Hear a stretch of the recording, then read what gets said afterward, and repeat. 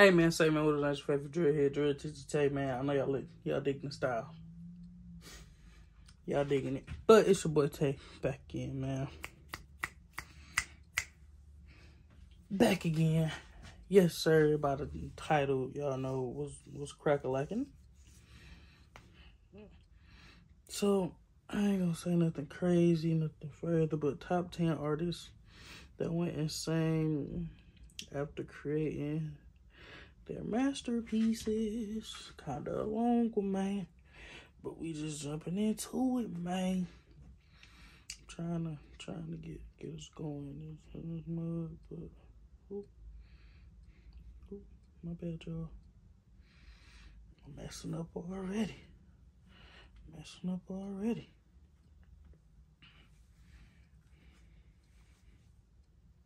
Said that art and suffering have some sort of a connection to one another, and these artists and their works might prove just that. We are diving into some of the most renowned artists in the world today, but we are also talking about the struggles and hurdles that they faced while or after creating this art. I am your host today, Olivia Kozlowski, and we are getting a little dark today as we dive into the top 10 scary times artists went insane after creating their masterpiece. Starting off at our number 10 spot, we have Michelangelo. Perhaps one of the most famous artists in history, as well as my favorite ninja turtle. Michelangelo's hand is said to have been touched by both genius, but also madness. He's the creator of one of the most treasured art pieces as he painted the Sistine Chapel. While this is his most coveted piece, he also produced a mass amount of works throughout his life, all with meticulous detail. This has led some historians to speculate that he may have struggled with some form of obsessive-compulsive disorder. Throughout his works, many have also drawn conclusions that he may have been severely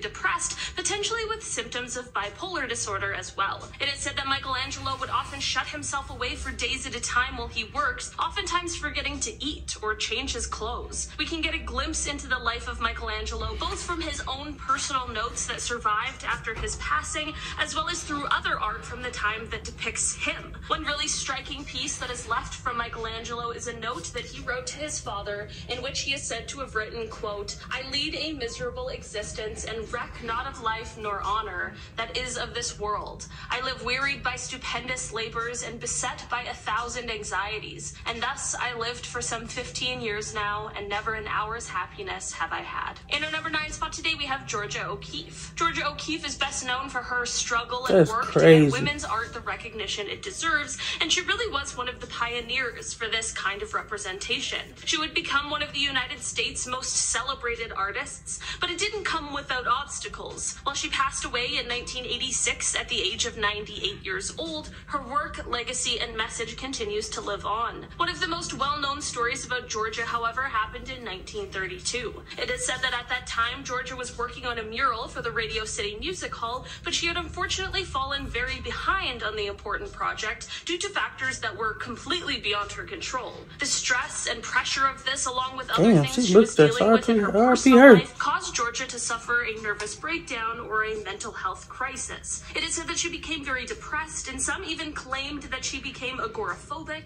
she stopped eating, and that she struggled to not cry. Luckily, Georgia would later be hospitalized and would receive the help that she really needed at that point in time. It took some healing and a 2-year break, but she was able to finally rekindle her love for making art. In our number 8 spot today, we have Mark Rothko. Mark was born in Latvia, but he grew up in Portland, Oregon, and spent much of his adult life as an abstract painter living in New York City. He is said to have often suffered through bouts of depression while also struggling with a dependency on alcohol. Many people have explained that witnessing him paint is a masterpiece, just like the art itself. It is said that it is sort of like a mystical, meditative experience. It is said that in early 1968, Mark was diagnosed with a mild aortic aneurysm, but that he ignored the advice of his doctor and continued to drink and smoke. He avoided exercise and didn't have the best of diets. A friend of Mark's, Dor Ashton, is said to have referenced Mark at the time as being, quote, highly nervous, thin, and restless. Sadly, on February 25th, 1970, Mark would be found by his assistant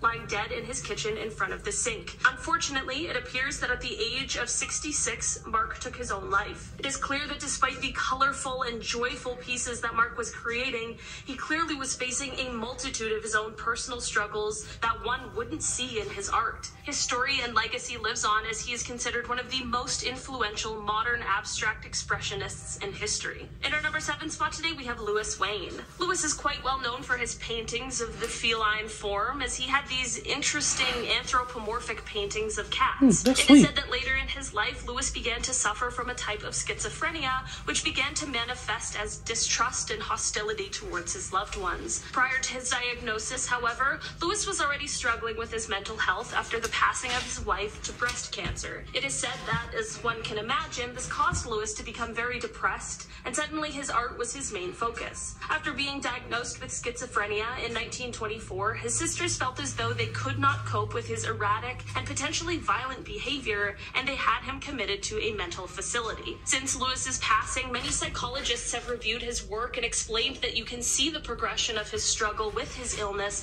unfolding in the abstract nature of his paintings. In our number 6 spot today, we have Francisco Goya. Francisco and his art was presented to the world at an interesting point in time. He was an artist that represented both the old masters, but also the new modern era of Spanish painting and art. His romantic paintings are reminiscent of greats like Picasso, but he also shows us things like loneliness, fear, and alienation. And it is these works that are said to give us an insight into the mind of the artist. It is said that Francisco began experiencing difficulties both physically and mentally. These symptoms are said to include things like hearing voices, losing balance, progressive deafness, but at the same time experiencing tinnitus. There are many people who, using these symptoms, have tried to diagnose the late great artist, but it is unlikely that we may ever know exactly what was plaguing him during his life. In our number 5 spot today, we have The Anguished Man. This is actually a painting that, while we know the story behind it, the person who created it remains a mystery. The painting itself depicts exactly what the name would suggest, a man looking like he is in great pain and suffering. The painting is apparently made of a mix of paint and blood, and it is said that the creator ended up taking his own life after making it. While this painting has reached a level of fame that just because gave of me the fact goosebumps. that the current owner of it claims that it is haunted,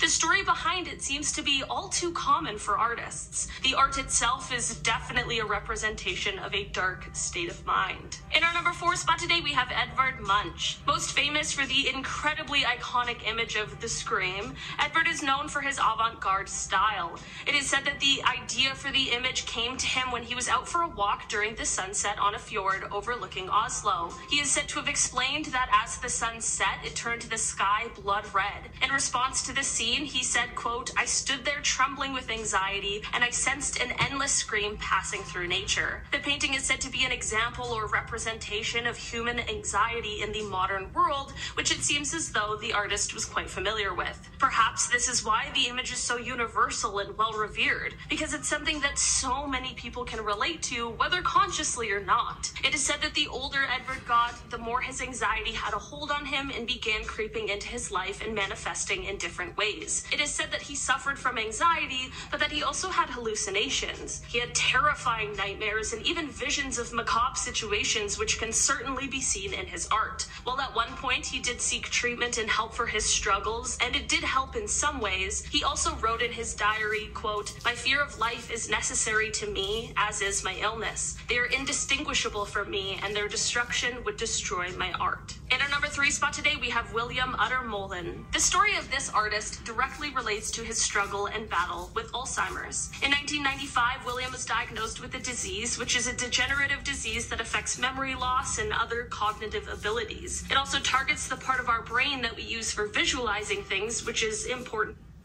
Every moment in life is a bet. Like betting your favorite It's crazy because I'm an artist, and I'm just life like, doesn't offer you up to 1,000 that's why I'm so back in not 3 talkative. I'm like, minutes. what? So bet on them. To William's story. William is best known for a series of self-portraits he created as his disease progressed. William's self-portraits obviously reflect a lot of what is going on in his mind during some of the last years of his life, and because of how it affected his brain, we can see how different the paintings get throughout the years. This series of paintings is actually sometimes used as study material for medical students because it does such a wonderful job at portraying something that can't always be understood fully with just words. I think William William left the world with something very sad, but also beautiful, poignant, and very important.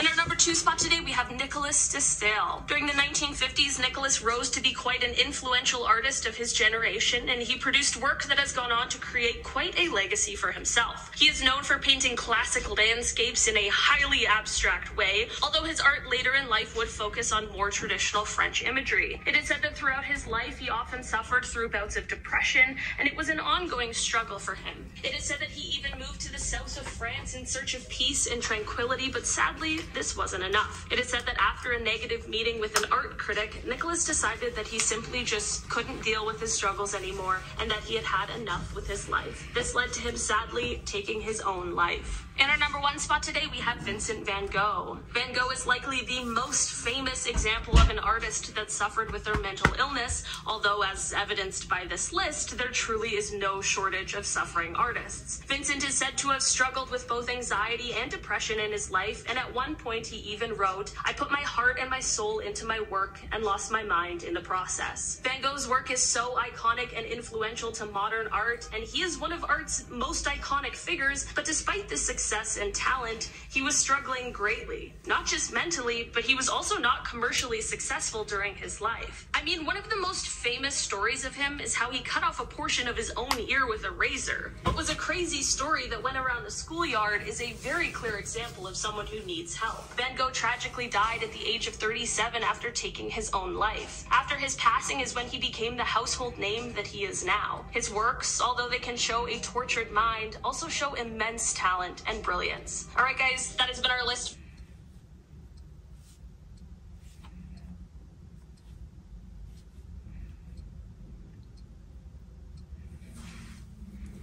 That's crazy because I'm an artist.